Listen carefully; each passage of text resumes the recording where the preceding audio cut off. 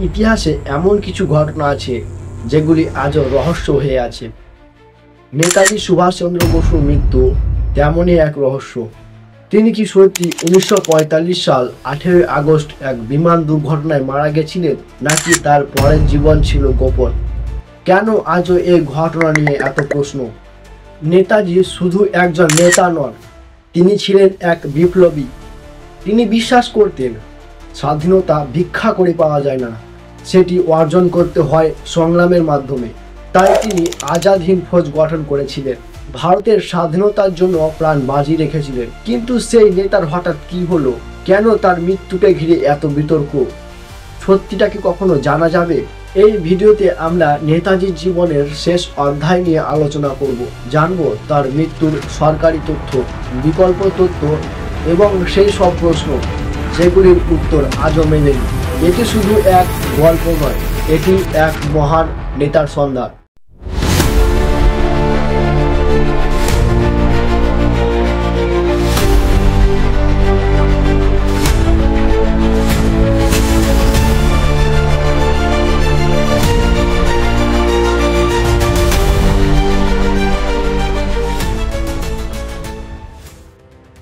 নেতাজি সুভাষচন্দ্র বসু জীবন ছিল শুধু সংগ্রামের গল্প নয়, বরং এক সাহসী বিপ্লবের পথ চলা। তিনি বিশ্বাস করতেন স্বাধীনতা কেবল আলোচনার মাধ্যমে পাওয়া সম্ভব নয়, এর জন্য চাই লড়াই। তার রাজনীতি ছিল একদম অন্যরকম, যা তাকে অন্য সব নেতার চেয়ে আলাদা করে তুলেছিল। সুভাষচন্দ্র বসুর রাজনৈতিক জীবন শুরু হয় দেশবন্ধু চিত্তরঞ্জন দাসের হাত ধরে। দেশবন্ধু ছিলেন তার রাজনৈতিক গুরু। 1921 সালে তিনি ব্রিটিশ সরকারের চাকরি ছেড়ে স্বাধীনতা সংগ্রামে যোগ দেন। এরপর ধাপে ধাপে তিনি কংগ্রেসের গুরুত্বপূর্ণ নেতা হয়ে ওঠেন।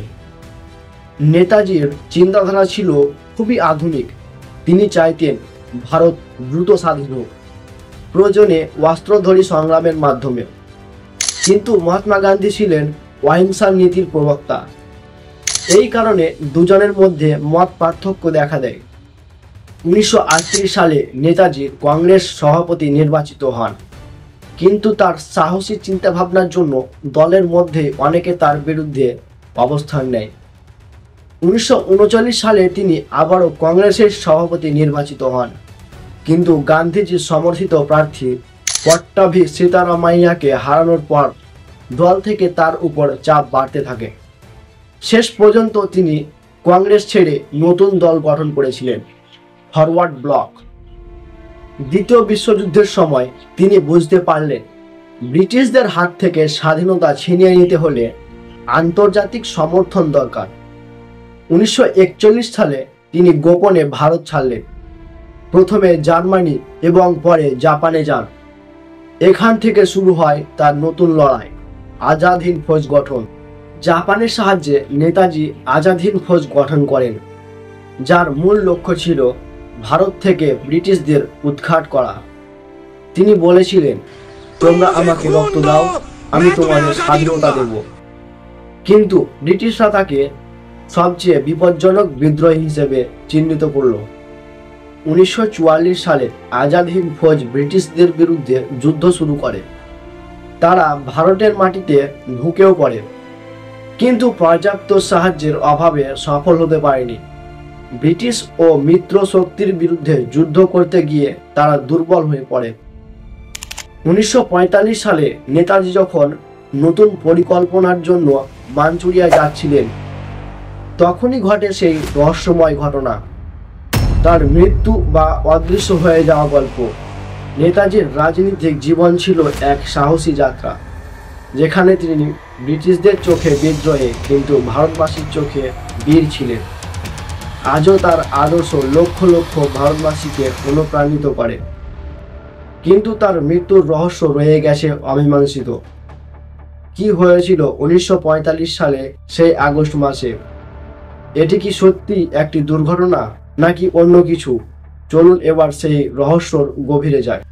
1945 সালের 18 আগস্ট জাপান তখন দ্বিতীয় বিশ্বযুদ্ধের পরাজয়ের মুখে। সেই সময় তাইওয়ানের তাইহুকো এয়ারপোর্ট থেকে নেতাজি একটি বিমানে ওঠেন। এরপর কিছু সময় পরই খবর আসে বিমানটি বিধ্বংস হয়েছে এবং নেতাজি সুভাষচন্দ্র বসু মারা গেছেন। কিন্তু সত্যি কি তাই ঘটেছিল, নাকি এর পেছনে ছিল অন্য কোনো ষড়যন্ত্র? জাপানি সরকারি সূত্র জানায়, নেতাজি ও তার সঙ্গীরা তাইহুকো এয়ারপোর্ট থেকে উড়োজাহাজে ওঠে। কিছু সময় পরই বিমানটির ইঞ্জিনের সমস্যা নিয়ে বিধ্বংস হয়। গুরুতর আহত নেতাজিকে হাসপাতালে নিয়ে যাওয়া হয় এবং কিছু সময় পরই তিনি মারা যান।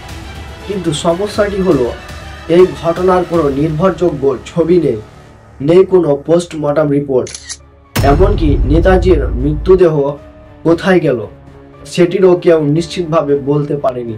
অনেকে মনে করেন বিমান দুর্ঘটনা আসলে একটি সাজানো গল্প। নেতাজি আসলে সোভিয়েত ইউনিয়নে পালিয়ে গিয়েছিলেন, কিন্তু পরে স্টালিনের নির্দেশে তাকে বন্দী করা হয়। কিছু গবেষকের মতে তিনি সাইবেরিয়ায় গুপ্ত কারাগারে বন্দী ছিলেন এবং সেখানে মৃত্যুবরণ করেন।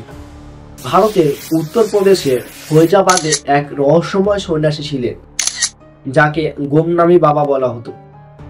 তার চলাচল, লেখার ধরন, এমনকি সংগ্রহ করা বইপত্র দেখে অনেকেই মনে করেন তিনি আসলে নেতাজি। তবে কোনো প্রমাণ না থাকায় সরকারিভাবে এটি কখনোই নিশ্চিত করা হয়নি। অনেকে মনে করেন ব্রিটিশ সরকার এবং স্বাধীন ভারতের কিছু রাজনৈতিক ব্যক্তিত্ব চেয়েছিলেন নেতাজি আর যেন রাজনীতিতে না আসে, তাই হয়তো তার অন্তর্ধান পরিকল্পিত ছিল। 1945 সালের পর ব্রিটিশ গোয়েন্দা সংস্থা ও তার কংগ্রেসের সরকারের মধ্যে কিছু গোপন চিঠিপত্র পাওয়া গেছে, যা এই তত্ত্বকে শক্তিশালী করে তোলে। নেতাজির মৃত্যুর রহস্য উন্মোচন করার জন্য ভারত সরকার 3টি কমিশন গঠন করেছিলেন: শাহনওয়াজ কমিশন, খোলসা কমিশন এবং মুখার্জি কমিশন। কিন্তু আশ্চর্যের বিষয়, 3টি কমিশনের রিপোর্ট ছিল পরস্পর বিরোধী। স্বাধীনতার পর 1956 সালে ভারতের প্রধানমন্ত্রী জওহরলাল নেহরুর নেতৃত্বে প্রথমবারের মতো একটি তদন্ত কমিশন গঠিত হয়। ব্রিগেডিয়ার শাহনওয়াজ খানের নেতৃত্বে এই কমিশন অনুসন্ধান করে জানায় যে নেতাজি 1945 সালে তাইহুকোতেই বিমান দুর্ঘটনায় মারা গিয়েছিলেন। তাদের দাবি ছিল জাপানের সরকারের দেওয়া তথ্য সত্য এবং এর বাইরে কোনো ষড়যন্ত্র নেই। কিন্তু আশ্চর্যের বিষয়, শাহনওয়াজ কমিশন নেতাজির দেহ বা চিতাভক্ষ দেখার কোনো সুযোগ পায়নি। শুধু কয়েকজন প্রত্যক্ষদর্শীর বক্তব্যের ভিত্তিতেই তারা এই সিদ্ধান্ত নেয়। ফলে অনেকেরই এই তদন্তের সত্যতা নিয়ে সন্দেহ প্রকাশ করেন। 1970 সালে ভারতের তৎকালীন প্রধানমন্ত্রী ইন্দিরা গান্ধীর সরকার নেতার মৃত্যুর রহস্যের উপর আরও একটি তদন্তের নির্দেশন দেন। বিচারপতি জিডি খোলসার নেতৃত্বে এই কমিশন শাহনওয়াজ কমিশনের মতোই একই সিদ্ধান্তের উপনীত হয়: নেতাজি বিমান দুর্ঘটনায় মারা গিয়েছিলেন। কিন্তু সমালোচকদের মতে এই কমিশনও নতুন কোনো তথ্য সংগ্রহ করতে পারেনি। তারা শুধু আগের তদন্তের ফলাফলকেই সমর্থন করেছিল। ফলে নেতাজির মৃত্যু নিয়ে সন্দেহ আরও গভীর হয়। 1999 সালে নেতাজির অন্তর্ধান নিয়ে আবারও নতুন বিতর্ক শুরু হলে ভারত সরকার আরেকটি তদন্ত কমিশন গঠন করে। এই কমিশনের প্রধান ছিলেন বিচারপতি এম.কে. মুখার্জি। এইবারই প্রথমবার বিমান দুর্ঘটনার দাবির পক্ষে যথেষ্ট প্রমাণ পাওয়া যায়নি। মুখার্জি কমিশনের তদন্তে বেরিয়ে আসে কিছু চাঞ্চল্যকর তথ্য। প্রথমত, তাইহুকোর সেই বিমান দুর্ঘটনার কোনো স্পষ্ট নথিপত্র নেই। দ্বিতীয়ত, রেনকোজি মন্দিরে যে চিতাভক্ষ রাখা আছে তা আসলে নেতাজির নয়, এটি জাপানের এক অন্য ব্যক্তির দেহাবশেষ। 2005 সালে মুখার্জি কমিশন স্পষ্টভাবে জানিয়ে দেয় বিমান দুর্ঘটনার নেতাজির মৃত্যু কোনো প্রমাণ নেই, কিন্তু ভারত সরকার এই রিপোর্টকে গ্রহণ করেনি। ফলে সত্য উদ্ঘাটনের আশা তখনও পূর্ণ হয়নি। নেতাজির অন্তর্ধান নিয়ে মানুষের কৌতূহল এতটাই বেশি ছিল যে 2016 সালে ভারত সরকার নেতাজি সম্পর্কিত 100টিরও বেশি গোপন নথি প্রকাশ করে। কিন্তু আশ্চর্যের বিষয়, সেই সব নথিতে নেতাজির মৃত্যুর বিষয়ে কোনো চূড়ান্ত সিদ্ধান্ত পাওয়া যায়নি। এই নথি থেকে জানা যায় স্বাধীন ভারতের প্রথম 2 দশকে ভারতের সরকার নেতাজির পরিবারের ওপর গোপনে নজরদারি চালিয়েছিল। কেন তারা কি ভেবেছিলেন যে নেতাজি জীবিত ছিলেন? একজন নেতা যিনি লক্ষ লক্ষ ভারতবাসীর হৃদয়ে স্বাধীনতার আগুন জ্বালিয়েছিলেন, তার জীবনের শেষ অধ্যায় আজও অন্ধকারে ঢাকা। ভারত সরকার একাধিকবার তদন্ত করছে, কিন্তু কোনো স্পষ্ট উত্তর মেলেনি। বিমান দুর্ঘটনার ঘটনা আসলে কি সত্য, নাকি এটি ছিল একটি সাজানো গল্প? নেতাজি কি সত্যি সোভিয়েত ইউনিয়নে গিয়েছিলেন, নাকি তিনি জীবনের শেষ সময়টা কাটিয়েছিলেন ভারতের মাটিতে গুমনামি বাবা রূপে? হয়তো একদিন ইতিহাস নিজেই সত্যি প্রকাশ করবে, কিন্তু একথা নিশ্চিত যে নেতাজি চিরকাল ভারতবাসীর মনে বেঁচে থাকবে। তার আদর্শ আজও কোটি কোটি মানুষকে অনুপ্রাণিত করছে।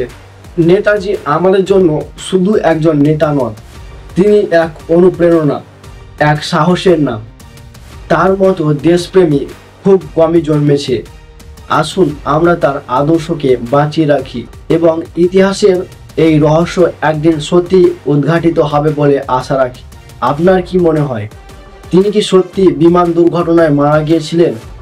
কমেন্টে জানান। আর যদি ভিডিওটি ভালো লেগে থাকে একটা লাইক, এরকম নতুন নতুন ভিডিও পাওয়ার জন্য চ্যানেলটিকে সাবস্ক্রাইব করুন। জয় হিন্দ।